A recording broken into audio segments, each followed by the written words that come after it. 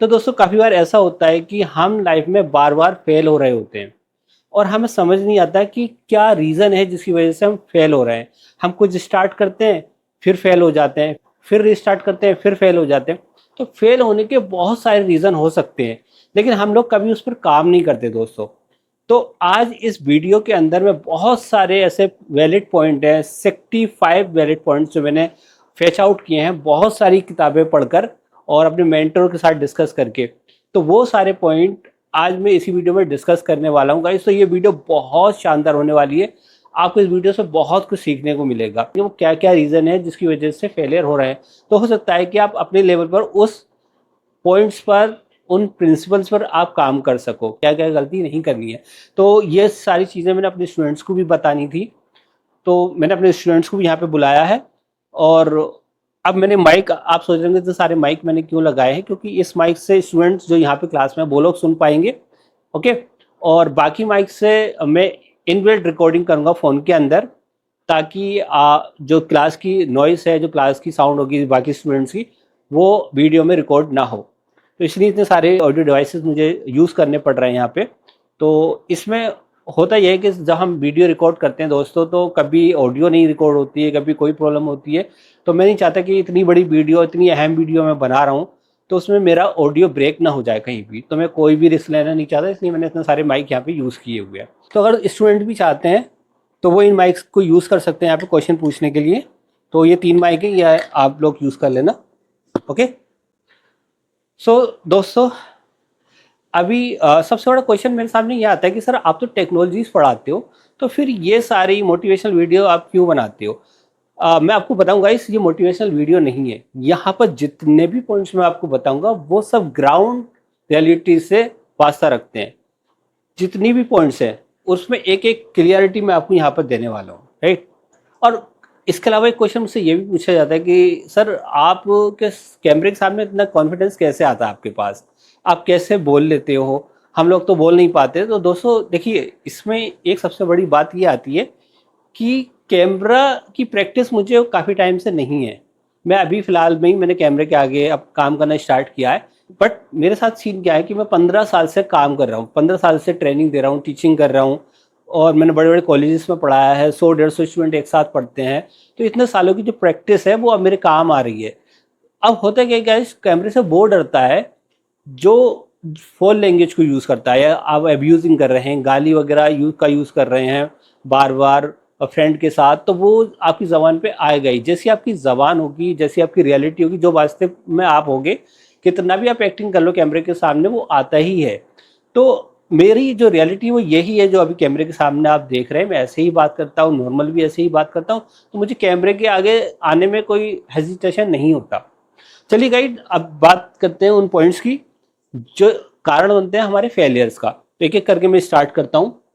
मैं यहाँ पे लिख लूँगा, आप क्या करेंगे, आप सभी लोग उसको अपने कॉपी पे नोट्स बनाएंगे, ताकि क्लास के बाद आप क्वेश्चन कर सकते हैं कि सर ये वाला पॉइंट में हमेशा फेल हो रहा हूँ, राइट। समझे?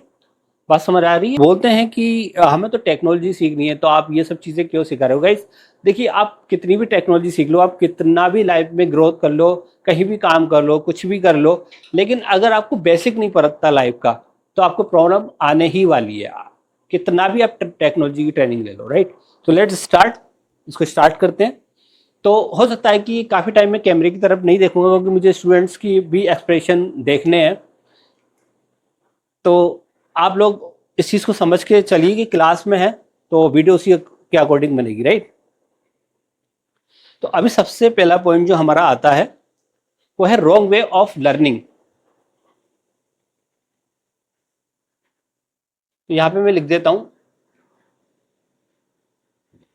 Reasons of failures.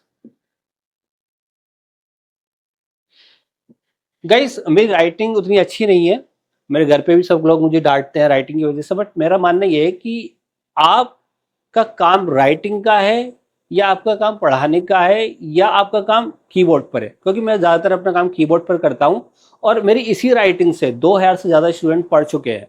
तो मुझे इसमें कोई भी एजिटेशन नहीं होता कि मैं किस राइटिंग में लिख रहा हूँ। तो आपको फिर भी मैं टाइप करके दे दूंगा वीडियो में, एडिटिंग में। बट हम कम से कम कट लगाएंगे इस वीडियो में, हम एज इट इज़ वीडियो आपको देंगे ताकि आपको फील आए क्लास की, राइट। चलते हैं यहाँ पर। तो पहला जो रीजन है फेल होने का लोगों का, वो है रॉन्ग वे ऑफ लर्निंग।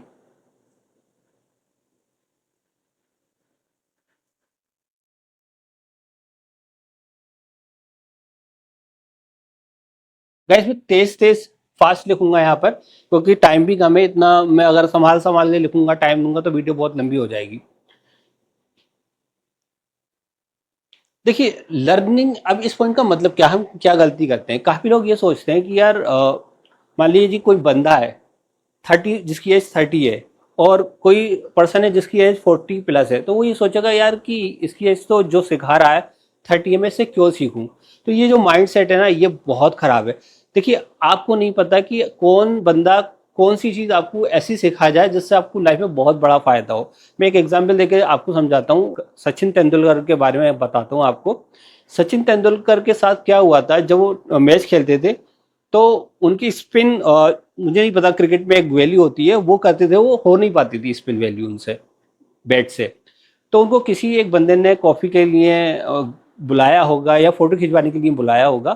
तो वो फ़ोटो खींचने के लिए तेंदुलकर जी के पास गए। तो उन्होंने बोला कि उनको एक राय दी, उन्होंने सजेशन दी सचिन तेंदुलकर को कि आपके पास जो आपकी कोहनी पर, यहाँ पर इस साइड एल्बो के पास, जो आप इस जो भी चीज़ आप यूज़ करते हो, पैड आप यूज़ करते हो, वो आपका ना बैट के साथ लगता है। तो उन्होंने बोला अगर इसको आप ऊपर करोगे या इसको साइड से थोड़ा यूज़ करके करोगे, तो आपका जो बैट क्रिकेट है मैच, वो अच्छा आप खेल पाओगे। तो ये सचिन तेंदुलकर बोल रहे थे कि उसके जाने के बाद मैं सोच रहा था इस चीज़ के बारे में, काफ़ी बार मैंने सोचा था, लेकिन मैं कर नहीं पा रहा था कि गलती मुझे समझ में नहीं आ रहा था कहाँ एग्जैक्ट। पर उस बंदे ने जब बताया, और मैंने जब उस चीज़ को अलग तरीके से करना स्टार्ट किया, तो मेरे काम में एक अलग तरीके का रिजल्ट देखने को मिला। मुझे अपने क्रिकेट मैच में अलग तरीके का रिजल्ट देखने को मिला। तो वो एक ग्रोथ का उनका साइन बना। तो दोस्तों एग्जाम्पल के तौर पे मैंने ये आपको बात बताई है, तो इससे हम समझ ही आता है कि हमें नहीं पता कौन बंदा क्या चीज़ हमको बता दे। देखिए हम सब कुछ नहीं जानते हैं। तो वे ऑफ लर्निंग का मतलब यही है कि गलत माइंडसेट नहीं लग रखें लर्निंग का, आप किसी से भी सीख सकते हैं।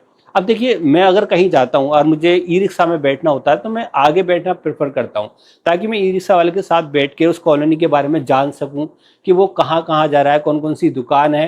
तो इससे मुझे वहाँ की नॉलेज मिल जाती है। तो कोई भी आपको कुछ भी नॉलेज दे सकता है। और ज्ञान अगर आपको चीन भी जाकर मिले ना, तो ले लो, और उसके लिए आपको जितना पैसा खर्च करना पड़े कर लो, क्योंकि ज्ञान, आप 1 करोड़ रुपए या तो आप कमा लो, या 1 करोड़ का ज्ञान लेकर पैसे कमा लो, एक ही बात है, राइट। तो आपको अगर अपनी घड़ी भी बेचनी पड़ रही है, अपना कोड भी बेचना पड़ रहा है, अपना सामान बेचना पड़ रहा है ज्ञान लेने के लिए, तो वो आपको करना चाहिए। वो सबसे अच्छा इन्वेस्टमेंट है। The best invest in your life that you are spending on your personality, right.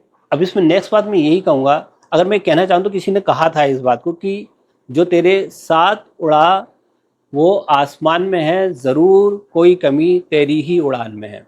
तो कमी यही है उड़ान में, जो मैंने आपको बताया।